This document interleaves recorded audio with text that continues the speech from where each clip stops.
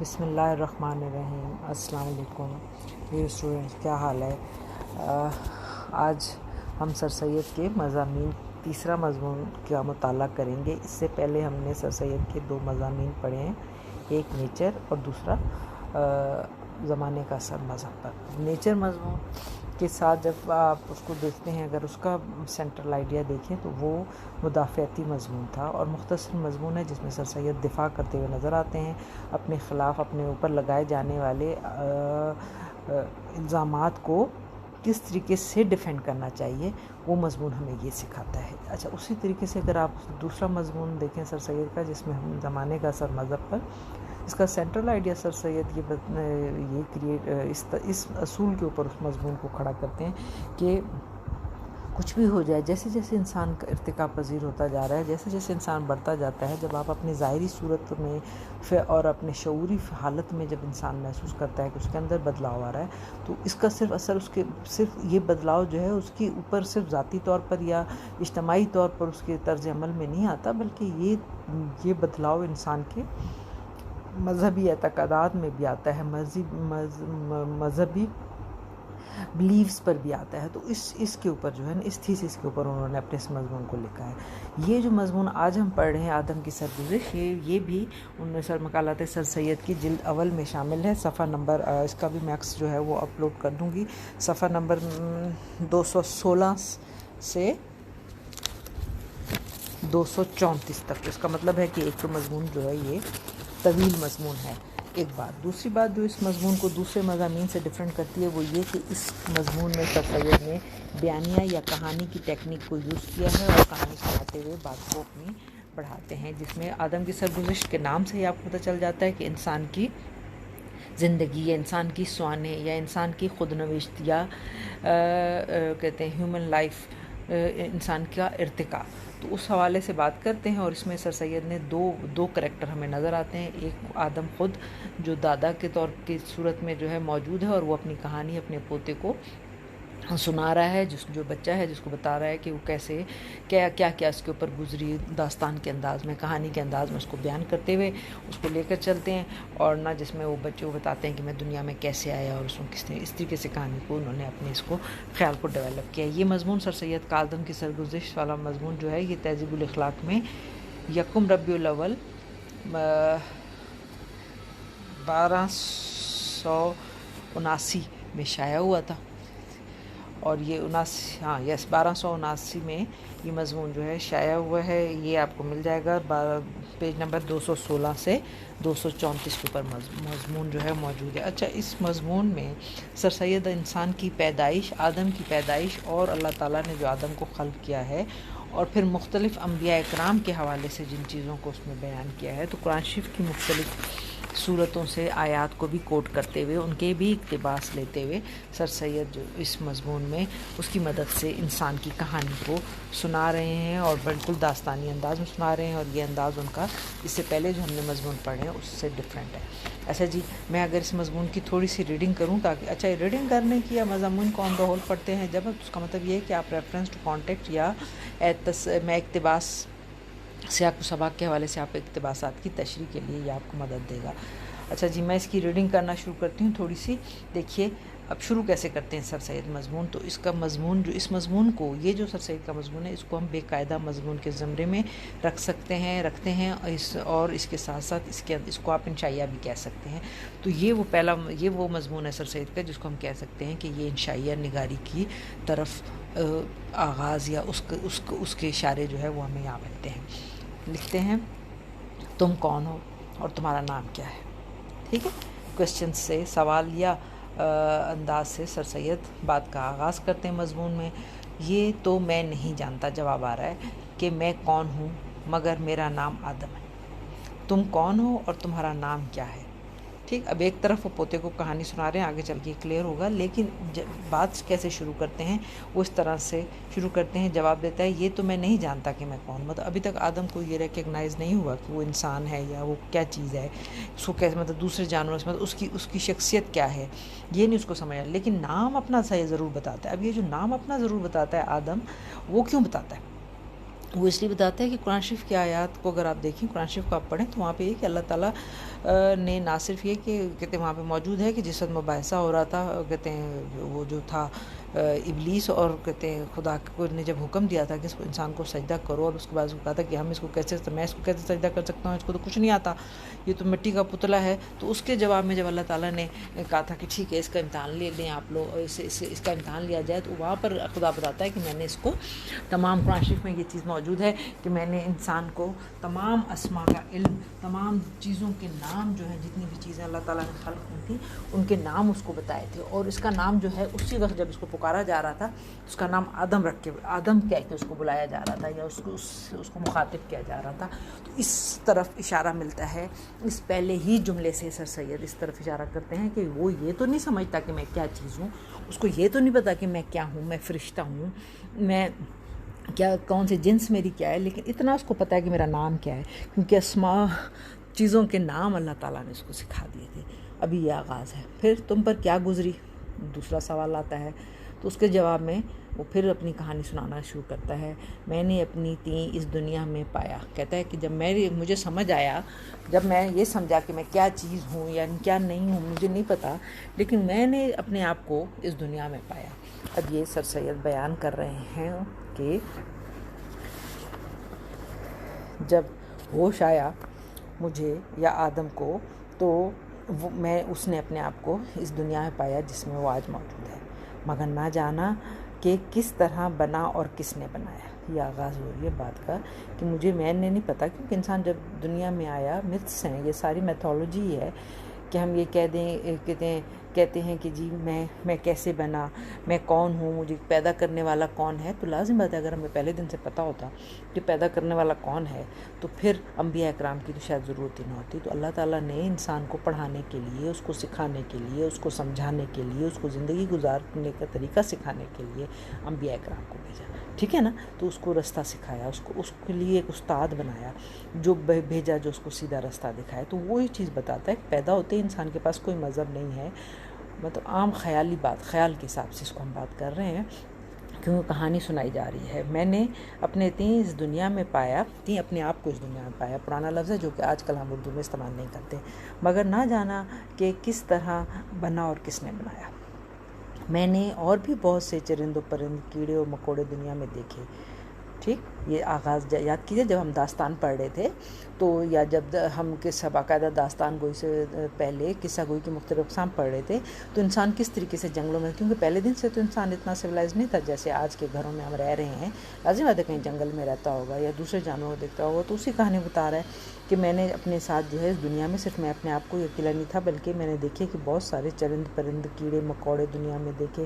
میں سمجھا کہ جس طرح یہ بنے ہوں گے اسی طرح میں بھی بننا ہوں گا. ابھی آغاز ہے. تو سب کہتا ہے مجھے نہیں پتا کہ میں کیسے پیدا ہوا، لیکن جب میں نے اپنے جیسے دوسرے کیڑے مکوڑے، اپنے جیسے تو نہیں لیکن دوسرے کیڑے مکوڑے، دوسری شکلوں کی چیزوں کو میں نے دیکھا تو میں سمجھا جیسے یہ بنے ہیں ایسے ہی مجھے پیدا کیا گیا ہوگا. مگر میں نے دیکھا، اچھا، میں سمجھا کہ جس طرح ان کو جس طرح یہ بنے ہوں گے اسی طرح میں بھی بناؤں گا. مگر میں دیکھتا تھا کہ وہ تو سب ایک سا کام کرتے جاتے ہیں اور کسی اور بات کا ارادہ بھی نہیں کرتے، مگر میرے دل میں بہت سے خیال آتے ہیں.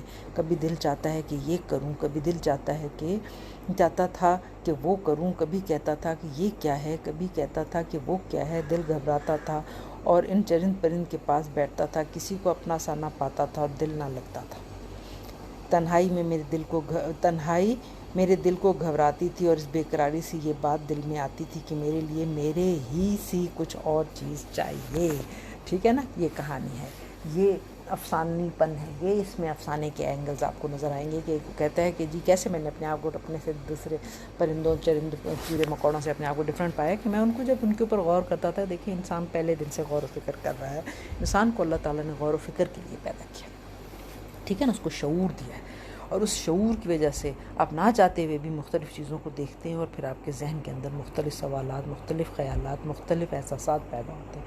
تو وہ کہتا ہے کہ میں نے جب ان کو دیکھتا تھا، ان کے قریب جاتا تھا تو میں سوچتا تھا یہ کیسی چیزیں ہیں جو کنٹینیوسلی ایک ہی کام کرتی رہتی ہیں، جو ایک ہی طرح کا بیہیو کرتی ہیں، اور میں کیوں نہیں ایسا بیہیو کرتا. میرے دماغ میں تو ہر وقت کوئی نیا خیال، ہر تھوڑی دیر کے بعد ایک نیا خیال آ جاتا ہے اور میں اس کے پیچھے لگتا ہوں، پھر تھوڑی دیر کے بعد وہ بھول جاتا ہے، پھر میں دوسرے کام کے پیچھے لگ جاتا ہوں. پھر میں تیسرے کام کی کہتا میں دل بے قرار رہتا تھا، دل پریشان رہتا تھا کہتا ہے، اور پھر اس کے ساتھ پھر میں سوچتا تھا کہ کاش میرے پاس بھی میرے جیسی کوئی اور چیز ہوتی جس سے میں جو مطلب دوسروں کو تو دیکھ رہا ہے کہ وہ تو بہت ساری چیزیں ہیں، یہ اکیلا ہے. تو اسی اندازہ کہانی ہے، کہانی کے ساتھ آپ اس کو مذہب کے ساتھ بھی جو مذہبی خیالات کے ساتھ ہم اس کو جوڑ سکتے ہیں، کیونکہ انسان کا مذہب ہے نا، انسان کے لیے مذہب بنایا گیا ہے، تو اس کے حساب سے اس کو بتاتا ہے. تو کہتا ہے جب میں یہ فیل کر رہا تھا، یہ محسوس کرتا تھا، تو پھر کیا ہوا، پھر ایک دن میں نے دوسرا پیراگراف شروع کرتے ہیں. ایک دن میں نے اپنے بائیں پہلو کے پاس ایک اپنی ہی سی صورت کی چیز بیٹھی ہوئی دیکھی. ٹھیک، اب وہی خیال بیان کریں، میں کہہ رہی ہوں نا کہ ہیں وہ باتیں، وہی قصے کہانیاں ہیں جو کہ آپ نے سنے ہوئے ہیں، لیکن اس کو انداز بیان کرنے کا ڈفرینٹ. تو یہ ہے قصہ پن، یہ ہے کہانی پن، یہ ہے افسانے کے اینگلز. کہتا ہے پھر ایک دن میں نے اپنے بائیں پہلو جیسے آپ جانتے ہیں کہ بائیں پہلو، بائیں پسلی تو بائیں سائڈ، لیفٹ سائڈ سے پہ میں نے ایک اپنی ہی صورت کی چیز بیٹھی ہوئی دیکھی. کہ میں حیران ہو گیا، میرے لیفٹ سائڈ پر ایک میری جیسی چیز جو ہے وہ بیٹھی ہوئی ہے. دل بہت خوش ہوا، بے قصد باچیں کھلنے لگیں، دل میں دھڑک پکڑ کرنے لگا اور اس کی طرف کھینچنے لگا. وہ بھی میرے پاس بیٹھنے سے نہایت خوش معلوم ہوتی تھی. اب ایک چیز کا دیکھیے آپ اندازہ لگائیے کہ مجھے یہ نہیں سمجھ آ رہا، یا اس کہانی کو آپ پڑھتے ہو آپ یہ نہیں محسوس کر سک رہے، یہ نہیں سمجھ آ رہا کہ یہ مذکر مؤنث کیسے بنا ہوگا. ٹھیک ہے نا، اس چیز کو واضح نہیں کرتے. کیوں اس چیز کو واضح نہیں کرتے؟ وہ اس چیز کو اس لیے واضح نہیں کرتے کہ اس چیز کو آپ دیکھ لیجئے کہ پہلے دن سے ہی اسی طرح سے بیان کیا گیا. کہانی جو آدم کی تخلیق، آدم اور اماں حوا کی جو تخلیق ہے، اس کو اسی طریقے سے بیان کیا گیا ہے. یہ نہیں بتایا گیا، یہ نہیں کہا گیا کہ یہ مؤنث ہے یا مذکر ہے. خود ہی ہم نے سیٹل کر لیا کہ یہ میسکولین اینڈ فیمینن میں اس کو ہم نے ڈیوائڈ کر دیا. تو کہتا ہے کہ جی میں اس کو دیکھ کے نہ صرف خوش ہوا، ایک نیچرل سا عمل ہے، بلکہ میرا دل جو ہے اس میں دھڑکن بھی میری دل کی بڑھ گئی، اور میں نے محسوس کیا کہ وہ بھی جو میرے ساتھ بیٹھی ہے وہ بھی اس سے بڑی کہتے ہیں اس کو بھی میرا موجودگی جو ہے وہ اچھی لگ رہی ہے. پھر اس کے بعد کہتا ہے کہ پیاری پیاری نگاہوں سے مجھے دیکھتی تھی اور مسکراتی تھی. آخر میں بے قرار ہو گیا اور مجھ سے نہ رہا گیا، اور میں نے اس سے پوچھا کہ ہوا تم کون ہو، تمہارا نام کیا ہے؟ وہ بولی کہ بھائی یہ تو میں نہیں جانتی کہ میں کون ہوں، جو تم ہو وہی میں ہوں، مگر میرا نام ہوا ہے. ٹھیک ہے، تو اب یہی وہی والا حال ہوا اس کا بھی، کہ وہ کہتی کہ میں یہ نہیں جانتی، جیسے یہ کہتا ہے کہ میں یہ نہیں جانتا کہ میں کون ہوں، لیکن میرا نام آدم ہے. بالکل اسی طریقے سے اللہ تعالیٰ نے علم دونوں کو برابر دیا. یہ میں آپ کو بتا دوں، آپ یہ نہیں کہہ سکتے کہ آدم کو اس نے اسما سکھایا اور ہوا کو. آدم کو جب اس نے اسما چیزوں کے سکھائے تو وہ جو ہوا تھی وہ آدم ہی جیسی ایک چیز تھی. ٹھیک، یا آپ کہہ لیجئے کہ اسی کے سائڈ سے پیدا کی گئی تھی. تو اسی کے اندر سے اگر پیدا کی گئی تھی، اسی کا ایک ماڈرن یا اپڈیٹڈ ورژن تھی، تو جو اس کو سکھایا گیا تھا وہ اس کو آتا تھا، جو وہ اس کو بھی سکھایا گیا تھا، وہ بھی وہی چیز لے کے پیدا ہوا تھا. تو انسانی ذہن جو ہے اس کو اللہ تعالیٰ نے تقسیم کیا. انسان کو ایبیلٹیز برابر دی ہیں، طاقت آپ بھلے کہہ لیجیے کہ ڈفرینٹ دی ہوگی، لیکن ذہنی ایبیلٹیز جو ہیں وہ برابر ہیں. اس میں اللہ تعالیٰ نے کوئی کمی پیشی ہم یہ سمجھیں کہ جی اس نے کوئی کمی بھی نہیں، اس نے برابر دی ہے.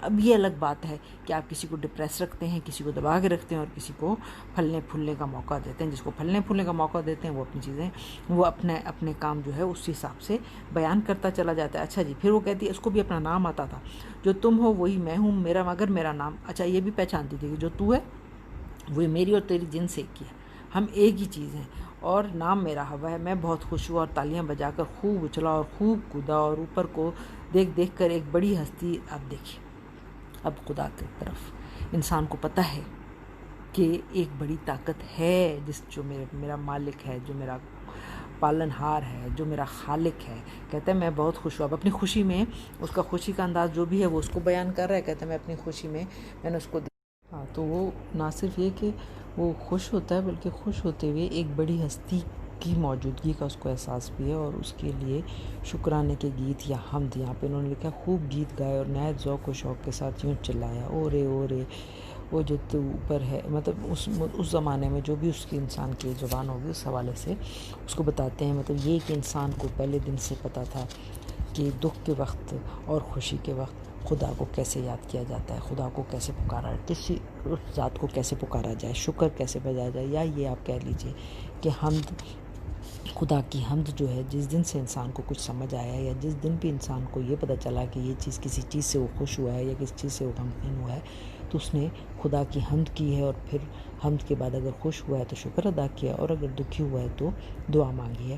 تو اس چیز کو بیان کرتے ہیں، اور اس کے بعد پھر وہ انسان کی خلق کرنے کا مطلب یا انسان سے جو غلطی ہوئی اس کی معافی مانگی کہ اللہ تعالیٰ نے اس کو کیوں اور کیسے معاف کیا. تو اس کے اوپر بھی جب وہ بات کرتے ہیں تو وہ بھی اس کہانی کو بھی بڑی یا اس بات کو یا اس خیال کو بڑی ہی خوبصورت انداز میں بیان کرتے ہیں کہ اب جب کہ مجھے جو ہے خدا تعالیٰ نے جو مجھ سے ہو چکا تھا، اب جو ہو گیا ہے وہ تو ہو گیا، جو گزر گیا وہ گزر گیا، لیکن اس کا ایک ملال، ایک افسردگی یا اس کا ایک کہنا نوسٹیلجیا وہ انسان کے ہوتا ہے کہ میں نے اگر کاش میں یہ ایسا نہ کرتا، یا یہ کہ کاش میں ایسا کرتا جو بھی ہے. تو کہتا اب میں نے سوچا کہ مجھے اس کے حوالے سے کیا کرنا چاہیے. وہ میری جو غلطی تھی آدم کے حساب سے بتاتے ہیں کہ وہ مجھ سے میں نہیں سمجھ سکا کہ مجھے اس کو کیسے ختم کرنا چاہیے یا اس سے میں کیسے نجات پاؤں، مطلب یہ کہ معافی کیسے مانگوں. تو یہ بھی ہے کہ انسان کو پہلے دن سے یہ بھی سکھا دیا گیا تھا کہ اگر غلطی ہو جائے تو اس کے لیے توبہ کیسے کی جائے.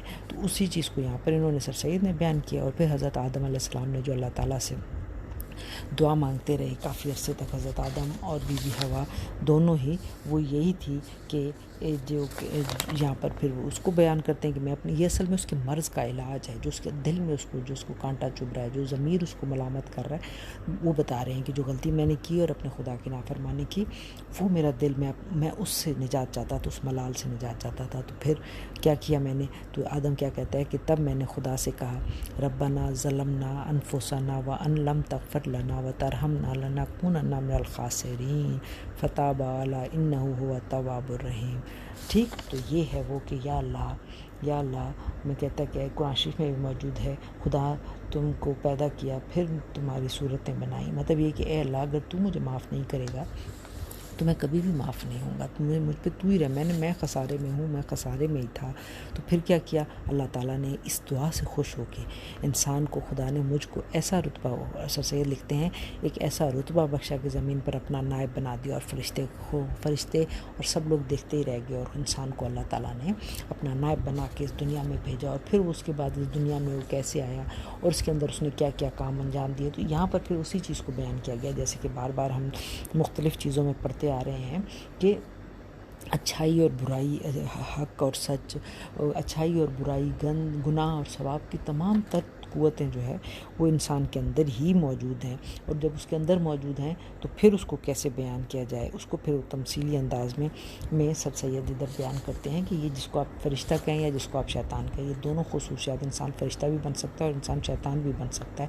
تو دونوں چیزیں انسان کے اندر موجود ہیں. میانہ روی کے ساتھ چلنا ہے، تمام اپنی قوتوں کو بہتر طریقے سے، قوتوں کو یا حواسوں کو یا اپنے خیالات کو، اپنی خصلتوں کو، جو لوگ بہتر طریقے سے، انسان کا کمال یہ ہے کہ وہ ان کو بہتر طریقے سے استعمال میں لائے، ان کے اوپر اس طرح سے عمل کرے تاکہ وہ فلاح پا سکے، وہ سیدھے راستے پہ چل سکے. ٹھیک ہے نا. تو یہ اس حساب سے انہوں نے آن دا ہول انسان کی پیدائش، انسان کی ارتقاء اور اس دنیا میں آنا اور انسان کے اندر موجود تمام خصلتوں، قوتوں، اس کی طاقتوں کو بیان کرتے ہوئے سر سید اس مضمون کو بیان کر رہے ہیں، جس میں ان کا کہنا، ان کا بنیادی تھیسس یہی ہے کہ انسان کے اندر جو شعور اور جو اس کے اندر جو فہم اور فکر اور جو پہچان کا اللہ تعالیٰ نے حق اور سچ کو پہچاننا اور برائی، دوست اور دشمن کی پہچان جو خدا نے اندر رکھی ہے انسان میں، اس سے جب وہ صحیح طریقے سے اپنی ان قوتوں سے عمل پر کو ریکگنائز کر کے ان کو استعمال کرتا ہے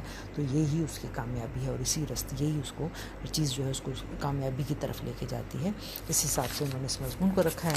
آپ اس کی ریڈنگ ضرور کیجئے، اور ریڈنگ کیجئے. بہت سارے ایسے الفاظ بھی آپ کو ملیں گے جو کہ تمثیلی جو کہ آج اردو زبان میں ہم لوگ آج مروج نہیں ہے یا ان معنوں میں اس طرح سے ہم استعمال نہیں کرتے، لیکن پہلے وہ اس میں موجود تھے. یا اسی طریقے سے اس میں آپ کو مختلف چیزیں قرآن کے قصص الانبیاء یا مختلف طریقے کی اللہ تعالیٰ قرآن شریف سے جو انہوں نے دلائل لیے ہیں، یا قرآن شریف کی جو آیات کو اپنی کہانی بیان، آدم کی کہانی بیان کرنے کے لیے جو انہوں نے اس میں استعمال کیا ہے، وہ دلائل، اپنے دلائل کو ثابت کرنے کے لیے پھر قرآن شریف سے مختلف آیات کا، مختلف صورتوں کی آیات کو بھی اس میں بیان کیا ہے.